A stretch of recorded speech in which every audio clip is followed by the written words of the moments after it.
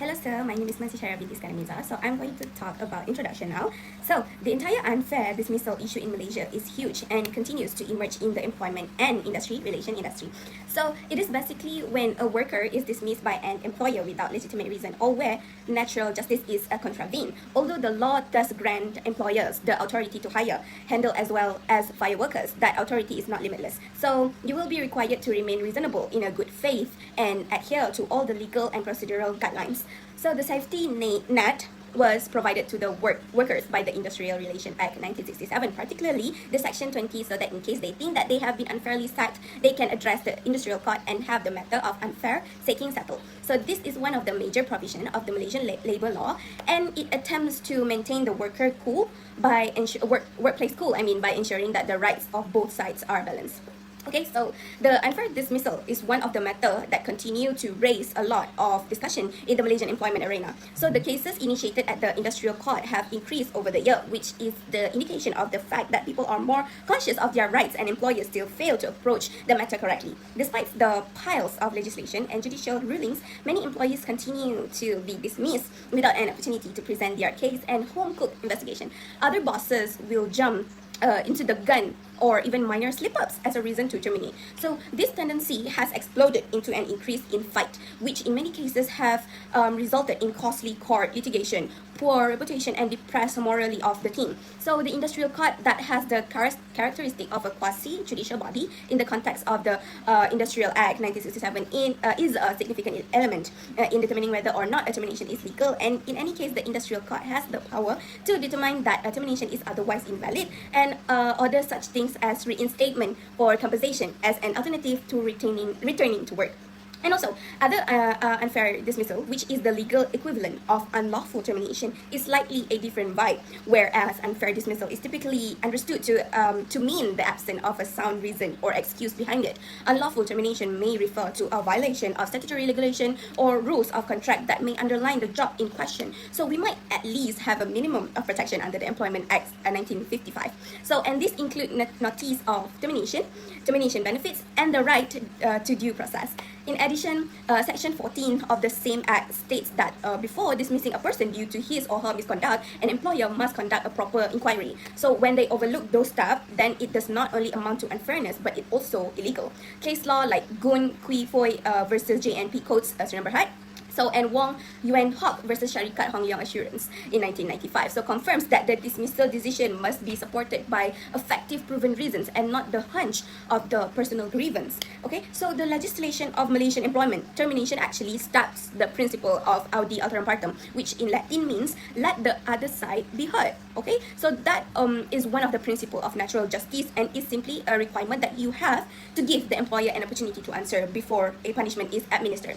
So the industrial court continues to drive this rule and argues that it is merely the debt on procedural unfairness to fire someone without providing them with an opportunity to clarify. Then the HR professionals should ensure that the process of dismissal is not only guided by the legal language but also appropriate to the greater concepts of fairness and equity.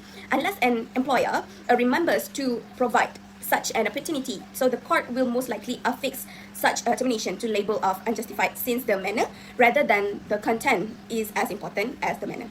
Despite all of these conditions, individuals continue to be confused as to what unfair dismissal, so both the advantages and disadvantages are. So this does not mean that employers should not send a termination letter, because this is not everything. So workers thus do not always understand how to make complaints and what sorts of remedies they may request legally. Thus, conflicts like this are bound to emerge like a bad meme due to misunderstanding, lost document, or lack of knowledge of the necessary procedure. And the stakes of awards being shoved off by the industrial court is an ever-present reminder of the fact that the process of workplace relation must be transparent, accountability, and law governed. So by neglecting the legal obligation, you might have a huge compensation orders or order to reinstitute the employee. And when one of the employees does something negligently or dishonestly, he or she is not entitled to the same legal protection. Okay, so in this slide, one of the critical cases of an industrial court is examined, namely Muhammad Fairuz bin Haji Abdullah versus Petronas Dagangan Berhad. So it's in 2018. and to understand how the Malaysian labor law addresses the issue of unfair dismissal. So in this case, we revolve around a minor misconduct that led to a firing, and it was later discovered that the court held that the firing was disproportional and procedurally incorrect. So by examining this case, we will unpack what occurred over the course of time, the legal issue which arose, the statutes that were involved, and how the industrial court reached its decision. Okay, so and also we would also like to discuss the implication of these to the HR managers. So why sound disciplinary procedure, doing things right, and treating employers is an ethical manner is very important. So the slides concludes also with a set of recommendations to assist in reducing the number of wrong or unfair termination in Malaysia.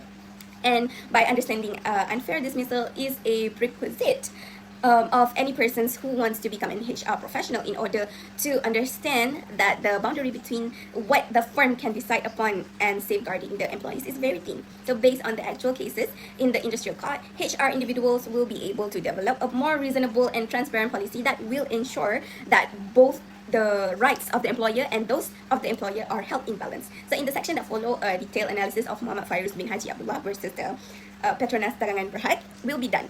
So with statutory interpretation, of course, court rationalists and HR best practice. And also Petronas Dagangan Berhad gets to observe how fairness, so legality and justice go hand of someone in hand when a job gets cut off someone in Malaysia.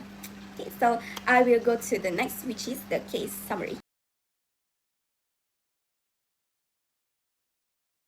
So the case of Muhammad Fairuz bin Haji Abdullah versus Petronas Dagangan Berhad concerns a claim of unfair dismissals under Section 20 of the Industrial Relations Act 1967. So the claimant, Muhammad Fairuz bin Haji Abdullah, had been employed of sales executive by Petronas Dagangan Berhad, PDB, as subsidiary of Petronas involved in the petroleum product marketing and distribution. So he had served the company with satisfactory performance and no prior disciplinary records.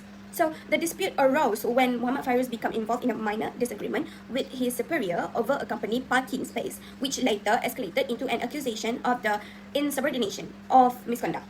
Following the incident, the employer initiated an internal inquiry by allegedly failed to give the claimant a full opportunity to present his defense. Without a comprehensive domestic inquiry of sufficient evidence of serious wrongdoing, the company proceeded to terminate his employment. So citing serious misconduct and violation of company discipline, Muhammad Fairuz viewed the dismissal as disproportionate and unjustified, arguing that the alleged misconduct was trivial and did not amount to a valid reason for termination. So subsequently, the claimant filed a representation for reinstatement with the Director General of Industrial Relations, so contending that his dismissal was without cause and excuses as required under the Individual Relations Act 1967. So when the conciliation effort failed, the matter was referred to the Industrial Court of Malaysia for adjudication. So Muhammad Fairuz sought reinstatement to his previous position or alternative compensation in lieu of reinstatement. So the employer defended its decision, asserting that the claimant's conduct amounted to serious insubordination and that the dismissal was justified. And the industrial court was therefore tasked with determining whether the dismissal was carried out in accordance with due process and whether the alleged misconduct was severe enough to justify termination. So the case ultimately highlighted critical issue of fairness, proportionality, and adherence to procedural justice within the framework of Malaysian employment law. Now let's talk about the chronology of the case. So the entire controversy of the case Muhammad Fairuz bin Haji Abdullah versus Petronas Dagangan Berhad began nearly as one of those campus anecdotes which turned out to be larger than you had imagined. So in the olden days, the man was serving as a sales executive at PDB, which essentially kept him on the road chatting with the customers, meeting sales quotas, and ensuring the brand was presentable. So he had been in the organization over the years and never encountered any type of discipline problem. Then, one day, without any warning, a parking argument with his boss made everybody sit up and take notice and ultimately led to his dismissal, which put them in the entire industrial court drama. Therefore, the parking case was regarding Fairuz parked in a space that was allegedly reserved by his boss. So no one hit anyone or told nasty words, yet this resulted in an official complaint in which the boss claimed that Fairuz was rude and non-compliant with instruction. So since the code of conduct of the company is all about professionalism and respect towards the hierarchy, the HR issued a show cause letter requesting Fairuz to clarify himself in writing. So Fairuz made an apology that it was misinterpretation, that he did not intend to offend anyone, but the company ruled that he had seriously got into trouble.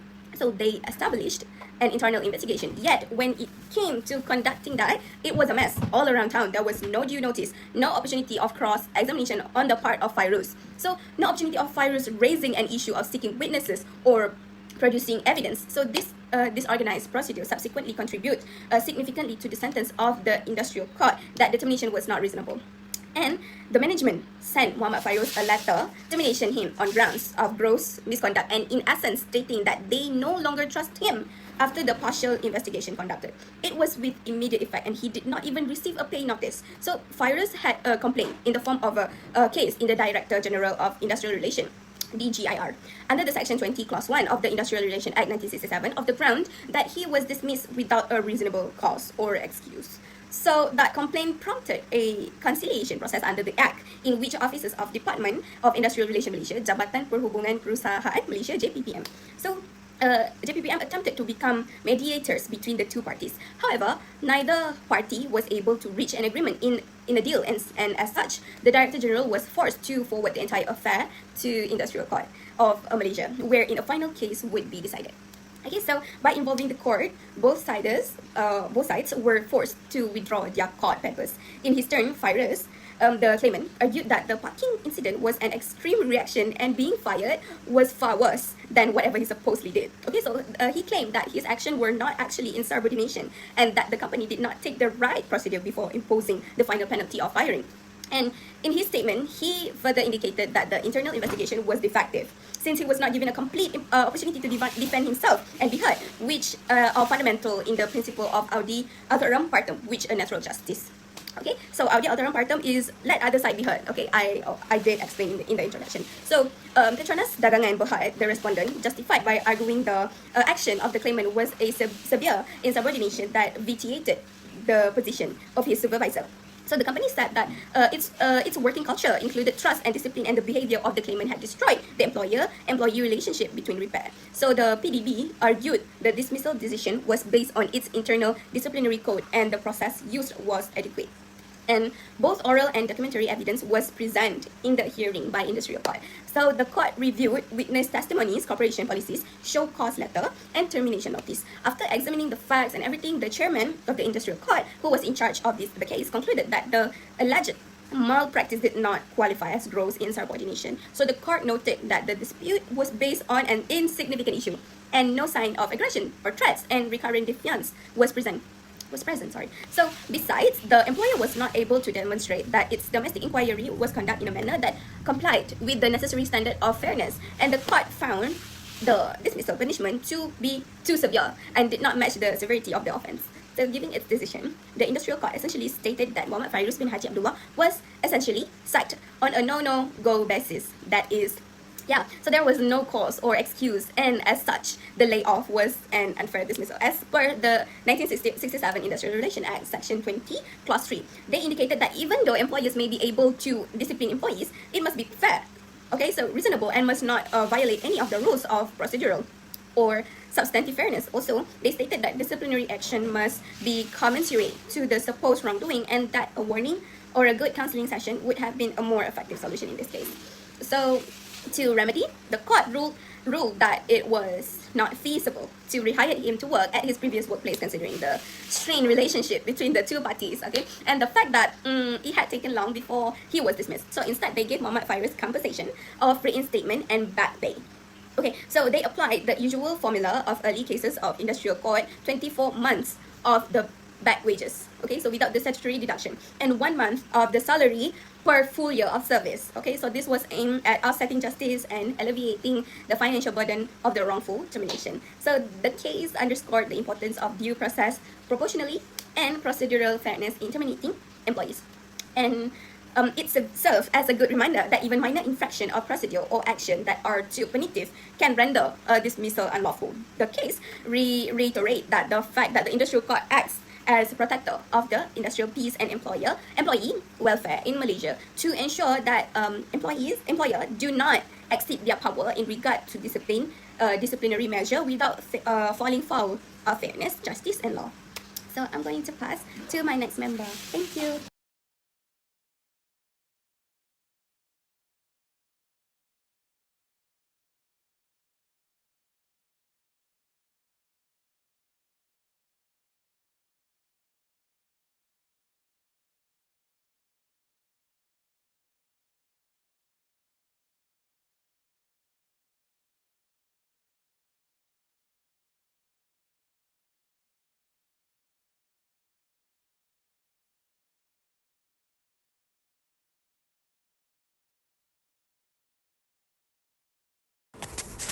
Hi, my name is Karishma, and our topic is about the unfair dismissal. And my part would be to talk about the related acts and laws, which is under Industrial Relations Act 1967, especially Section 20, which is basically against just unjust dismissal.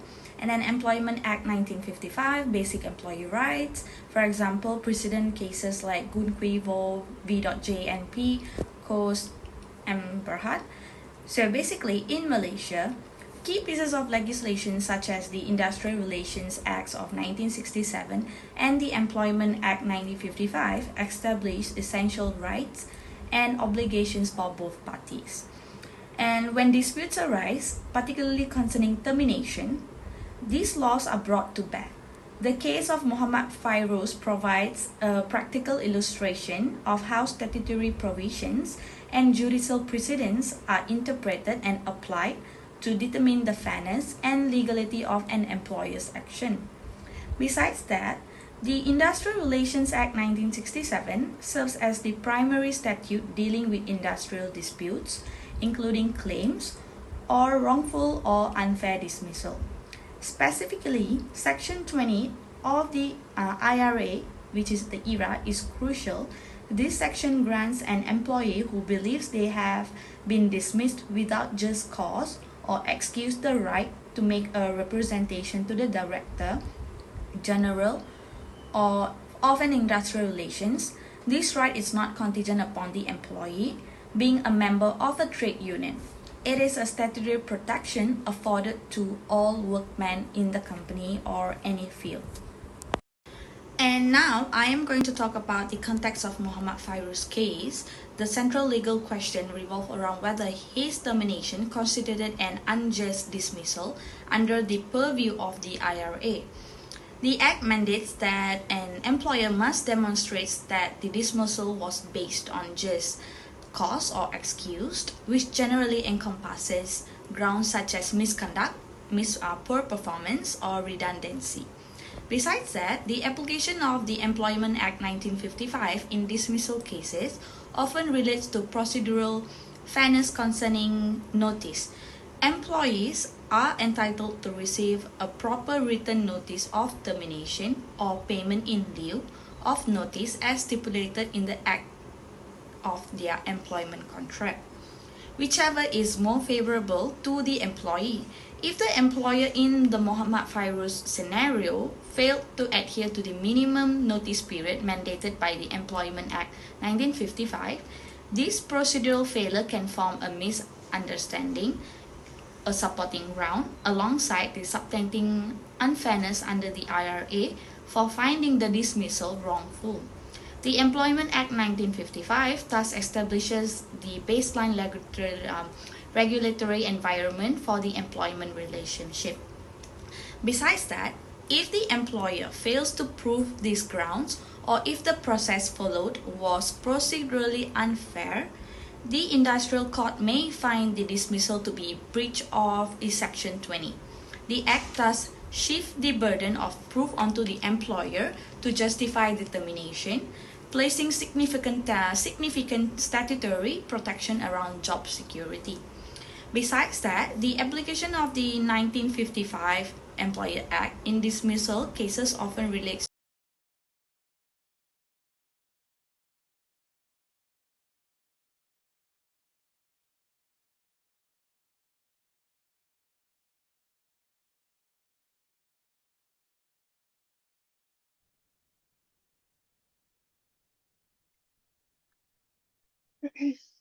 Hi, sir. My name is Alina, and today I will be presenting on suggestions to the company on this case. So, from this case, there are a few clear lessons for companies on how they can prevent disputes and how they should handle disciplinary issues better. So, firstly, the companies really need to make sure that their policies are clear and updated and also communicated properly and in a timely manner to their employees. A lot of conflicts happen simply because the employees don't, maybe they don't fully understand the policy or the rules or their expectations.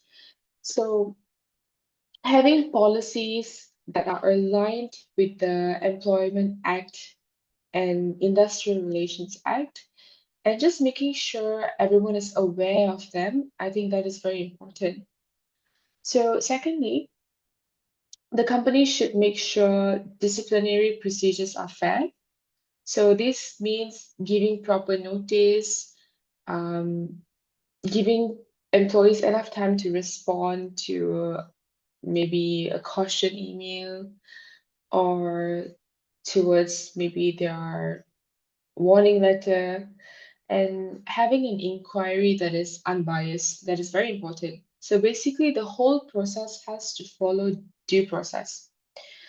And another key point to note is also not every misconduct should immediately lead to dismissal. There should be certain levels or certain progressive approach. So maybe there could be a caution email to sort of explain to the employee that, oh, you weren't supposed to do this, and then maybe then comes the warning, verbal warning, and then comes written warning, such as warning letter, and then maybe it can progress to much serious approach, where if suspension is necessary, then a dismissal should be a last resort. So it is also important that supervisors and managers are trained properly to handle such situations. So a lot of problems happen because managers don't know how to document these issues, or they aren't just familiar with labor law. So I feel like occasional training or maybe yearly training helps reduce these mistakes and inconsistencies. And lastly, companies need strong communication channels and support systems. So things like maybe PIPs that can actually help the employees improve before they actually take um, disciplinary action. So PIP is actually performance improvement plan. So when they have open communication and documentation, it is clear, and it would reduce misunderstanding, and it will also build trust. Okay, and then I'm moving on to the next part of my assignment that I am doing, and that would be the pros and cons of wrongful dismissal. So, in general, when we look at the pros and cons of a wrongful dismissal case, we can actually see both sides to the story, and the employer's perspective and also the employee's perspective. So, on the employee's side, the main advantage is that the companies do need to maintain discipline, productivity, and safety. So, they have the right to take action when the misconduct affects trust, um, operations, or just the organization's reputation in general. So discipline is necessary to make sure things run smoothly and the work gets done. But if you look on the flip side, on the employee side, dismissal can be a very serious consequence, can be a very serious consequence to them, and their family and to their lifestyle in general. So it affects their income, um, their future job prospects, their emotional well-being, mental well-being. So if a dismissal is seen as unfair or too harsh, it can actually lower the morale of the rest of the staff that are still there. They would not feel as motivated or as calm when they're doing the job because they're always on edge. So that's why the industrial court plays such an important role in situations like this. the court looks at whether the employer followed due process, whether the punishment actually fits the misconduct, and whether the decision was a fair decision. So the court's job in this sense is to balance both sides. So they also have to protect employees from abuse while also recognize employers' need to maintain discipline in their organization. And also, as for my part, I'm also in charge of conclusions. So overall, I would say that this case really highlights the importance of balance in the workplace. Balancing employer authority with employee rights. Employees do have the right to maintain order and take disciplinary action, but they will have to do it in a fair manner and with proper procedure and documentation. So, dismissal should never be taken lightly because it affects the person's dignity and livelihood. That's why due process, transparency, and also proportionality are very important in cases like this. So, I would say that this case is a good reminder to everyone in the industrial relations in Malaysia that it is all built on fairness and respect. And when employers act consistently and communicate clearly, um, employees are treated with dignity. It creates a healthier workplace and it reduces conflicts. So, in the end, the court's decision reflects that fairness because it's about ensuring that any dismissal is supported by evidence, justified reason, and obviously proper investigation. And that will be all from me. This will be all for my part. Thank you.